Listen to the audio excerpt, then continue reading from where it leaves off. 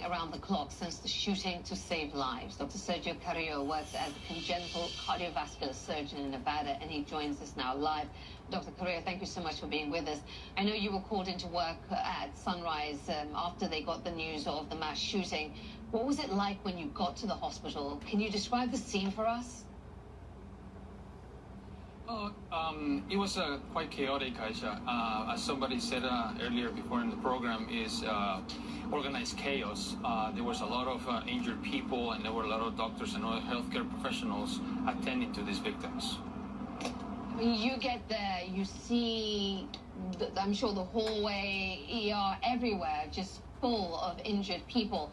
As you say, organized chaos. How did you decide what you would do first, or who you should help first? Well, as a surgeon, my first thought was to go straight to the operating room and try to help other surgeons to help victims. So that's what I did first, and then I was involved in a few cases. Then I headed to the emergency room and then to the ICU, where there were other victims that needed my attention, and I continued to help these victims. As I evaluated some of these victims, I noticed that some of them had major injuries from the gunshot wounds that require emergency surgery, and I made the decision to perform surgery in some of them. Well, I mean, can you just explain what was going through your mind? I mean, I think it's hard for most of us to be able to comprehend what it is like to be a surgeon, to be in that space and to see so much pain and suffering. I mean, to see a sea of pain and suffering. What was going through your mind? Well, not very much, Aisha. As a matter of fact, what was particularly important in my mind was to try to focus on each patient that I was assessing.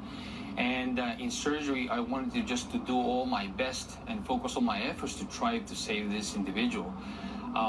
So that was my main focus, and I was just really paying attention to everything that was happening around me. Once I finished with a surgery or helping one patient, then I moved on and tried to help the next person. Yeah, you go into kind of autopilot. I mean, I know that hospitals, they have drills, disaster preparedness plans. You know, there's a lot of work that goes into trying to be ready for this kind of tragedy or a disaster. I mean, how different was the experience of responding to this crisis from compared to all the planning and training you guys had done previously? It's actually quite similar. During my training, I have trained extensively in mass casualty situations like this one, not particularly civil casualties. But I was never really into participating into a particular situation like this. But I sort of, during this situation, I went back to my roots, essentially to my training, and then everything just came natural, and I was able to really help these victims. It's amazing. Dr. Carrillo, I know that you worked for 12 hours straight, and then you went home for a few hours before returning to Sunrise to help some more. I mean, how are you doing now with processing everything that has happened in the last couple of days? It's been quite hard. All of these victims' images and the suffering and pain that I witnessed still stays in my mind. But I'm trying to really slowly comprehend what has happened and digest slowly. And as the days go by, I think it's not that I will forget about them. They will always stay in my mind, but we have to move on to serve others. So I think it's a process. It takes some time for any human being. Yeah, absolutely. It does take time, and we wish you the very best with that path to healing. Dr. Sergio Carrillo, thank you for everything you did that night and the days that have followed.